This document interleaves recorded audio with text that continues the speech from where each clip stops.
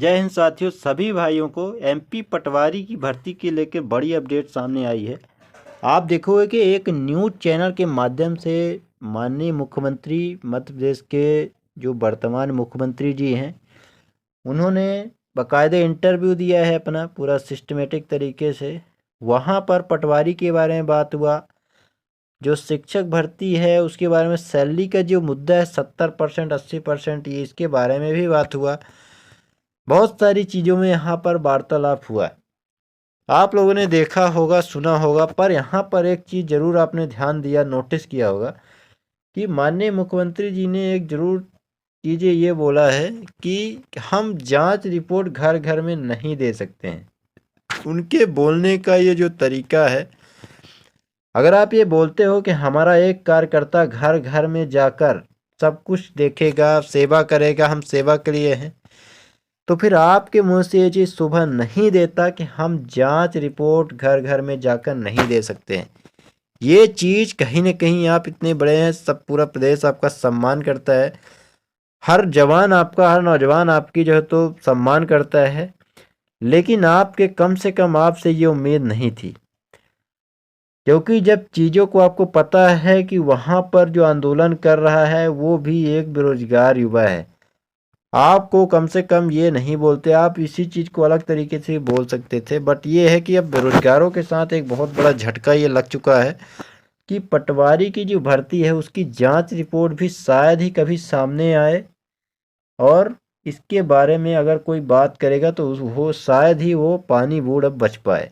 ये भी बात क्लियर आप मान के चलो, क्योंकि अगर सीएम साहब खुद ये चीज़ बोल रहे हैं कि जांच रिपोर्ट हम घर घर नहीं दे सकते हैं, तो अगर कोई खिलाफ जाने की कोशिश करता है, आंदोलन करने की कोशिश करता है, तो उसको फिर उसके खिलाफ एक्शन लेना निश्चित है, क्योंकि मुखिया जी स्वयं ये चीज़ बोल चुके हैं। तो अब जो है तो कोई भी बोलने की अगर गलती करता है, भूल कर बैठता है, तो उसका खामियाजा उसको भुगतना पड़ेगा, ये आप मान के चलो बस। तो आप भर्ती जो निरस्त होने की बात कर रहे थे बहुत सारे भाई, उसके बारे में थोड़ा सा यहाँ पर विराम लगता दिख रहा है, ये आप मान के चलो।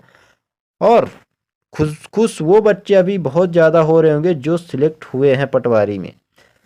आप खुश हो सकते हैं, लेकिन आपको ये कब तक खुशी आपके पास रहेगी अभी कुछ कहा नहीं जा सकता है, क्योंकि मामला अगर कोर्ट जाता है, कोई अगर ठोस सबूत इस तरह से चीज़ों को पेश करके किसी भी तरह कोर्ट मामला अगर जाता है, और हो सकता है कि भगवान अगर इन बेरोजगारों की जो इनको पीड़ा मिली है, जिनके साथ धांधली इतना बड़ा हुआ है, अगर किसी तरह पक्ष में फैसला आता है, तब फिर जो भर्ती है तो निरस्त हो भी सकती है और कुछ भी हो सकता है, उसके बारे में बाद में बात करेंगे। अब अगर ये कर लिया तो सफल, अभी क्या कर सकते हैं तो सफल हो सकते हैं। और नई भर्ती के बारे में भी थोड़ा सा बात कर लेते। देखिए, पटवारी नई भर्ती की अगर मैं बात करूं तो आप देखोगे कि 2016-17, सॉरी यहाँ पर शायद 2018 में नई भर्ती आई थी, उसके 6 साल बाद, तकरीबन 5 साल बाद जो है तो नई भर्ती देखने को मिली थी। तो बस आपको ये मान के चलना है कि अभी जो चुनाव हुआ है वो 2024 में अगर चुनाव हुआ है, 2029 मतलब 2028 या 2029 के आसपास आपको जो पटवारी की नई भर्ती है वो देखने को आपको मिल सकती है, क्योंकि बड़े लेवल में भर्ती हुई है। पूरी भर्ती ही पहले, क्योंकि पद कम थे, लेकिन इस बार पद बढ़ा दिए गए थे, तो अब ज़रूरत भी नहीं है, ये भी आप मान के चलो, क्योंकि नई नई ज्वाइनिंग हो रही है। हालांकि इस चीज़ को भी आप नहीं भूल सकते कि हर साल रिटायरमेंट भी होता है, लेकिन वहाँ पर भी आपके साथ बहुत बड़ा गलत हो रहा है, वहाँ पर भी आपका जो है तो चीज़ों को गलत किया जा रहा है, क्योंकि रिटायरमेंट की उम्र इन्होंने बोल दिया है कि हम 65 साल करने वाले हैं, जबकि यहाँ पर ऐसा नहीं है कि इसका विरोध नहीं किया जा रहा है। कर्मचारी जो गवर्नमेंट जॉब में हैं, जो सेवा कर रहे हैं, वो खुद इस चीज़ को बोल रहे हैं कि अब हमें सरकार रिटायर कर दे। 65 साल करने की ज़रूरत ही नहीं है, क्योंकि बेरोजगार युवा रोजगार मांग रहा है और आप 65 साल उम्र करने की कोशिश कर रहे हो, तो आखिर सरकार चाहती क्या है? बेरोजगार युवाओं को सीधे सीधे बता दिया जाए कि हम नौकरी नहीं देंगे, तो ये भी क्लियर हो जाए ताकि वो प्राइवेट जॉब ही कर सके, उसकी एक आशा ख़त्म हो जानी चाहिए। लेकिन ये चीज़ भी नहीं किया जा रहा है, तो कहीं ना कहीं बेरोजगारों के साथ ये अच्छा मजाक एक प्रकार से मान सकते हो आप।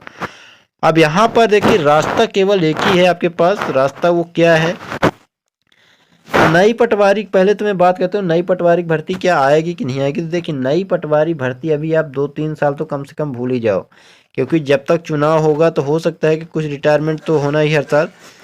हो सकता है कि पद बढ़ जाएंगे, 2-3 हज़ार पद आएंगे तो आएगा, लेकिन मुश्किल है। हाँ, ग्रुप 4 का जो नई भर्ती है वो कैलेंडर भी आया, देख सकते हो आप। तो एमपी पुलिस कांस्टेबल का और एमपी पटवारी का ये 2 पद अभी 2-3 साल आना थोड़ा सा मुश्किल है। पर पुलिस का अगले साल आ सकता है, इस साल थोड़ा सा मुश्किल है, क्योंकि आप देखो कि 5500 पद तो अभी ले लिया गया और 7000 पद जो भी अभी ये है, तो लगभग लगभग 12000 पद इनको मिल चुके हैं। और तो अगले साल ही भर्ती हो सकता है कि लास्ट तक आएगी। बाकी अभी नई भर्ती आना थोड़ा सा मुश्किल है, और मुश्किल है ही, ये नामुमकिन है, आप मान के चलो, क्योंकि यही भर्ती में भी ग्रहण लगा हुआ है। कब तक आएगा, कब तक क्लियर हो, कोई निश्चित नहीं है। और 70% 80% के बारे में बात करूं तो ये भी अभी तक चलेगा, अभी कोई इसमें वो नहीं है कि आप मतलब क्लियर है, कुछ भी यहाँ पर अभी क्लियर नहीं हुआ है। अब सबसे पहले मैं बात कर लेता हूँ, देखिए जो भी पटवारी का जिनका नहीं हो पाया किसी कारण बस, या जिनका नंबर नॉर्मलाइजेशन में घट गया, बहुत सारे दोस्त ऐसे भी हैं जिनका नंबर 7 से 8 नंबर घट चुका है और उनका बेटिंग बता रहा है, तो बेटिंग जिनका बता रहा है हो सकता है उनका हो जाएगा। लेकिन उनको यही करके नहीं बैठना है कि हो जाएगा कि नहीं होगा।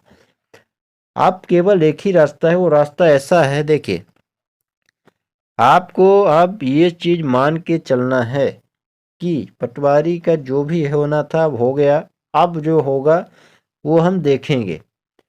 लेकिन अभी जो रास्ता है उसमें ही हमें चलना है।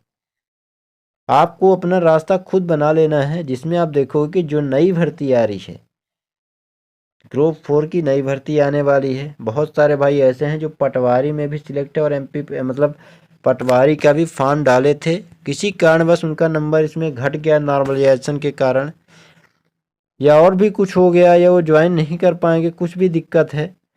तो एमपी पुलिस में भी अगर आपने फॉर्म डाल रखा है, और बहुत सारे बच्चे ऐसे हैं जिन्होंने MP constable, MP forest guard में, बहुत सारे लोगों का तो ग्रुप 4 में भी हो गया है, तो पटवारी तो मतलब दोनों में हो गया, तो केवल एक ही करेंगे। और बहुत सारे भाई ऐसे हैं जिनका पॉइंट से बाहर हुए हैं वो, और बहुत सारे के 5 से 6 नंबर नॉर्मलाइजेशन में घट चुके हैं, वो भी बाहर हैं। तो अगर आपने एमपी पुलिस का फॉर्म डाल रखा है और भी जो एमपी जेल पैरेगर का फॉर्म डाल रखा है, तो अभी एक ही रास्ता है कि आप दौड़ना स्टार्ट कर दो, ठीक है, क्योंकि कांस्टेबल में असली लड़ाई अभी बाकी है। तो ये जो भी रास्ता दिख रहा है उसको ही अभी आपको देखना है। अभी आपको अपना ज़्यादा दिमाग लगाने की कोशिश नहीं करना है, नहीं तो आप दिक्कत में फंस सकते हो। जो है वो क्लियर है, आपको ये जो रास्ता दिख रहा है उस रास्ते में कूद जाना है और अपने हिसाब से उसको धीरे धीरे लय में पकड़ लेना है।